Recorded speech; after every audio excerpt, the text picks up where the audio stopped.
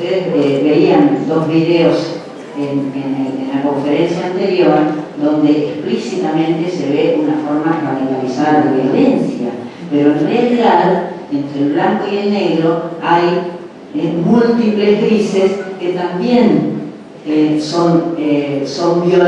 violencia de distintas maneras. Es tal vez la más radicalizada la que más uno marca y se da cuenta que aparece. Entonces, las formas de vinculación. Y ahí podríamos abrirnos preguntas. ¿Cuáles son las formas de vinculación? ¿Cómo aquellas escuelas que, según los resultados de esta investigación, tienen una forma natural de pensarla? ¿Cómo son las formas para poder compartirlas y transformarlas en objeto de conocimiento para todos? El cuidado. Yo soy sumamente cuidadosa del cuidado en las formas. Y cuando digo el cuidado en las formas, me estoy refiriendo a lo lingüístico y a lo paralingüístico, fuertemente. Cómo construye un significado que a veces es adverso y hasta contradictorio con lo que estamos diciendo. La responsabilidad, y esto sí que me pareció para subrayar, el trabajo colaborativo sostenido. Ustedes saben, como lo sé yo, que las escuelas en el día a día, en la cantidad de problemáticas que se suscitan, en las que tenemos agendadas y en las miles que aparecen que no están agendadas, es posible que la escuela se desacople. Es posible que en un momento la escuela pierda la ruta, pierda el itinerario de viaje, lo tenga que cambiar un montón de veces. Siempre hay un equipo de gestión que redirecciona la institución. Pero es muy importante que volvamos a pensar el eje de nuestro proyecto institucional y de nuestras prácticas. En el día a día en el aula, los profesores o los docentes me dicen, a veces es tanto que de lo que tenía que enseñar y de lo que me pasó, tengo que volver a pensarlo. Pero está muy bien volver a pensarlo, porque la escuela y el aula es un escenario vivo y la planificación es una hipótesis de trabajo. Lo tristemente académico sería que no pudiéramos volver a pensarlo, que no pudiéramos haber reconstruido cuál es el camino que tracé y a dónde fui a parar.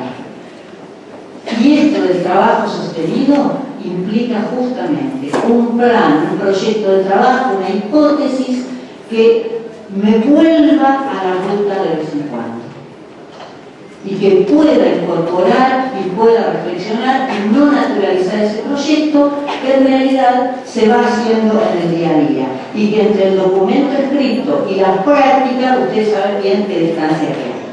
Entonces ese poder volver me parece bien interesante plantearlo. Aquí también, hablando de las instituciones totalitarias, constituyen los argumentos de la diferencia, de la preocupación por el otro, del respeto, la aceptación y la tolerancia hacia los demás, ¿en verdad un nuevo argumento educativo? Un argumento que cambia la raíz de los argumentos educativos anteriores. ¿O se trata una vez más del viejo y conocido argumento de la oposición binaria? Inclusión, exclusión. Además, ¿de quién o de quiénes resulta ser el argumento de la diferencia?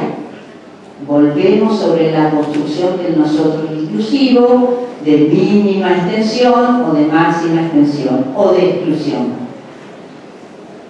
¿Y de quién o de quiénes el argumento de la tolerancia, el respeto, etcétera, hacia el otro? ¿Es la integración educativa un argumento que derrumba otros argumentos o viene simplemente a sostenernos aún más? Pensar, abrir, desnaturalizar el concepto es importante. Además estamos hablando de integración, inclusión, un camino que hemos recorrido, algo que se nos plantea como hipótesis de trabajo, pero obviamente todos nosotros tenemos una historia y una trayectoria. Y esa historia y esta trayectoria es parte de la forma con que cada uno podamos asumir y reconceptualizar esta problemática.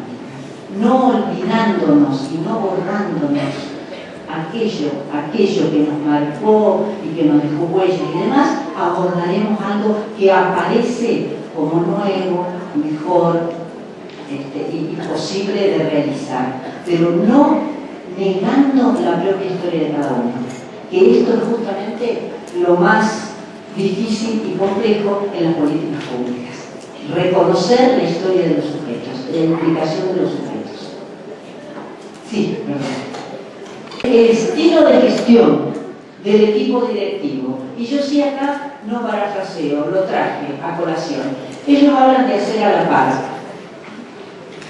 Y eso lo podríamos abrir, que es hacer a la par. Yo tengo otras metáforas, suelo recurrir a metáforas para pensar qué me pasa. Digo, codo a codo, uno a uno, sentate ponerte al lado, pensemos juntos. Estas cuestiones de hacer a la par, en una internalización horizontalizada, pero construida subjetivamente. No hacer a la par y yo te digo lo que vos tenés que hacer.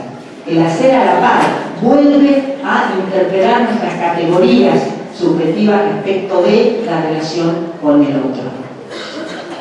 Otras cosas que aparecen: ponerse la mochila, poner el cuerpo, embarrarse, animarse, no tener miedo, estar movilizados como formas de ser y estar en la escuela. Y cada uno de ustedes podría abrir un montón de metáforas respecto a qué sienten, qué se siente en el cuerpo, qué se siente. Fíjense, embarrarse. Uno a veces, yo suelo decir, estoy remando en dulce de leche y tengo la sensación de que uno se va embarrando y que en realidad va a salir en función de que acepte que la cuestión está complicada, que es complejo, que no es sencillo, que no es simple, que me estoy implicando en la tarea con el otro.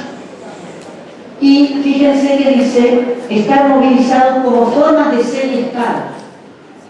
Y en realidad acá estamos planteando concepciones antropológicas, filosóficas.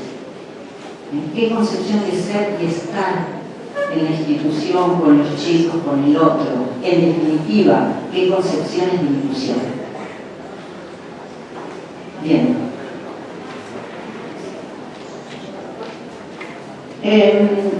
Aparecen son los modos de vinculación con las familias, que ustedes muy bien lo saben, qué importante es esta categoría como un concepto de inclusión de extensión amplia.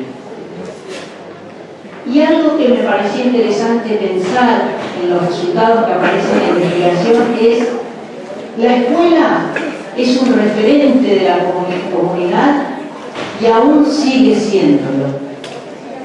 Y eso uno lo deja perplejo, porque aún en todas las situaciones nuevas que está planteando el contexto de hoy, la escuela sigue siendo. Pero pensar que la escuela es un referente de la comunidad y pensarla desde un lugar más amplio, que es el de construcción de ciudadanía, nos agrega una conceptualización muy interesante para pensar la inclusión. Yo siempre que trabajo con mis alumnos, nunca pierdo de vista que además de la materia que tengo y de lo que estoy enseñando, estoy formando un ciudadano. Jamás lo pierdo de vista. Las dos dimensiones del rol nunca las pierdo de vista. Porque es posible que en el territorio chiquito del aula o de la institución uno pierda la dimensión de que estamos trabajando con sujetos para construir una ciudad, una nueva ciudadanía, una ciudadanía que nosotros pensamos que debe tener determinadas características.